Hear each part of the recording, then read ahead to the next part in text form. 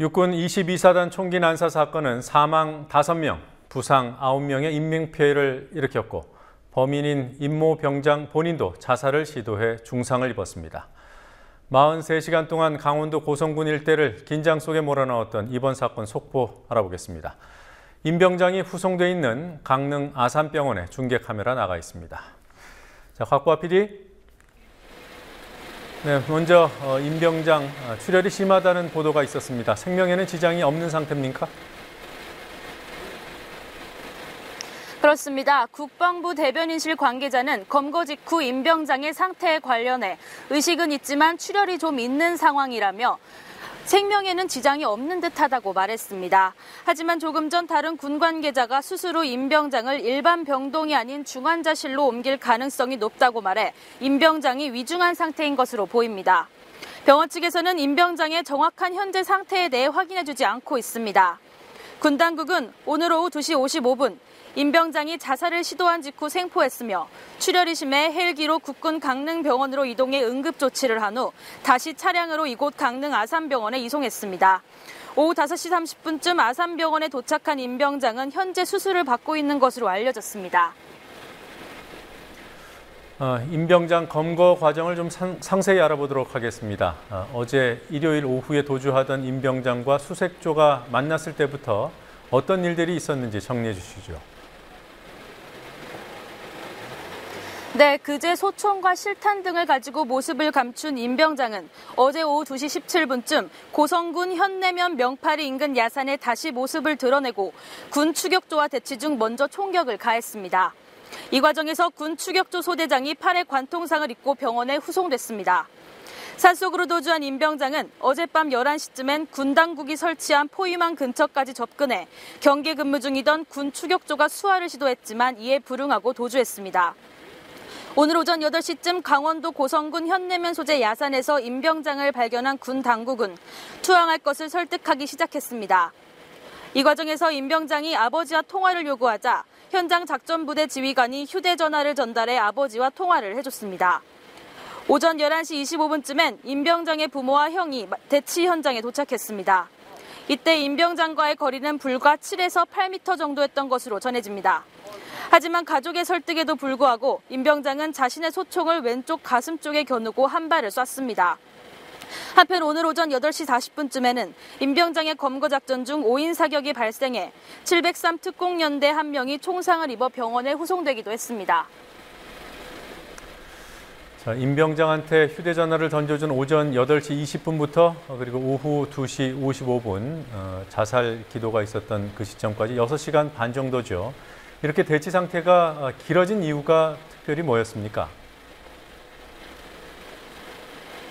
네, 군 당국 관계자는 손쉽게 제압할 수 있었지만 섣불리 행동하면 임 병장이 극단적인 선택을 할 수 있다면서 설득을 목표로 작전을 진행했기 때문이라는 이유를 댔습니다. 군 당국은 임 병장의 정서가 불안정한 상태라고 판단하고 아버지와 형 외에도 22사단의 상급 부대인 8군단 헌병대장, 특공연대 중대장 등 간부 3명이 비무장 상태로 임 병장을 설득했다고 설명했습니다. 당시 임 병장은 나는 어차피 엄청난 일을 저질렀는데 돌아가면 사형 아니냐, 나갈 수 없다고 하며 저항한 것으로 알려졌습니다. 군과 가족은 오전 8시 20분쯤부터 계속 7에서 8m 거리를 유지하면서 3시간가량 임 병장을 설득했지만 임 병장은 결국 극단적인 선택을 했습니다. 자해 직전 임 병장은 펜과 종이를 요구해 뭔가를 썼지만 그 내용에 대해서는 아직 확인되지 않고 있습니다. 자, 그리고 많이 놀라셨을 텐데요. 인근 지역의 주민들 이제 집으로 다 돌아가신 겁니까? 그렇습니다. 마달리, 배봉리, 명파리 등에 거주하는 지역 주민 약 540명은 어제 오후 5시경 대피 명령을 받고 인근에 위치한 대진초등학교와 대진중고등학교로 몸을 피해 어젯밤을 보냈습니다. 거동이 불편한 명파리 주민 10여 명은 경찰의 협조를 받아 자택에 그대로 머물렀습니다. 오늘 휴교한 명파초등학교 학생 9명은 대진초등학교로 등교했습니다. 명파초등학교 교장은 학생들이 포성을 늘 듣고 자라서 별로 놀라진 않았을 것이라고 학생들의 상황을 전했습니다. 대진초등학교에서 만난 주민들은 과거에 간첩이 내려올 때도 이런 일은 없었다고 공통적으로 말했습니다. 그러면서 집에 두고 온 가축들과 어제와 오늘 미처 처리하지 못한 농사일을 걱정했습니다. 또 군이 현재 벌이는 작전에 대해 주민들에게 어떤 설명도 해주고 있지 않다며 답답함을 호소하기도 했습니다. 결국 군이 검거 작전을 벌였던 지역과 상대적으로 떨어져 있는 배봉리 주민들은 오늘 오전 먼저 집으로 돌아갔습니다. 작전 지역인 명파리와 배봉리 주민들은 오후 2시 40분쯤 집으로 귀가했습니다. 상황이 종료되기도 전에 주민들이 집으로 돌아가도 좋다는 허가를 받은 겁니다. 이에 대해 고성군청 안전자치행정과 최종석 과장은 주민들이 생업 때문에 귀가하게 해달라는 요청을 계속했다며 주민들의 요구사항을 군 측에 전달했다고 말했습니다. 군이 작전 지역을 좁혀서 주민들이 돌아가는 일이 가능했고 이런 상황 중에 상황이 종료된 것이라고 설명하기도 했습니다. 자, 그리고 부상자들 상황 좀 알아보죠. 이번 사건과 관련해서 부상을 당한 사람이 모두 9명이에요. 지금 상태가 어떻습니까? 네, 군 당국은 2명의 중상자가 있다고 밝혔습니다. 사고 당일 다리 관통상과 배에 피가 차는 부상을 입은 문모 하사는 현재 성남 국군 수도병원 중환자실에 입원해 있습니다.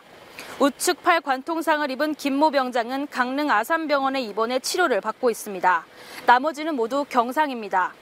오늘 오전 아군 사이에서 5인 사격으로 추정되는 사고로 관자놀이에 총알이 스치는 부상을 입은 진모 상병, 어제 대치 과정에서 총을 맞은 소대장을 포함한 5명이 강릉 아산병원에 입원 중입니다. 나머지 부상자들은 국군 수도병원, 강릉 국군병원 등으로 호송돼 치료를 받는 중입니다. 네. 자, 그리고 숨진 병사와 부사관들 시신은 모두 국군 수도병원으로 옮겨진 겁니까? 네, 이번 사고로 희생된 장병 5명의 시신은 모두 오늘 국군 수도병원에 안치됐습니다.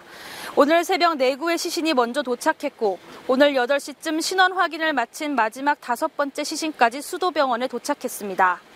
합동 분향소는 오전 8시 무렵 설치됐습니다.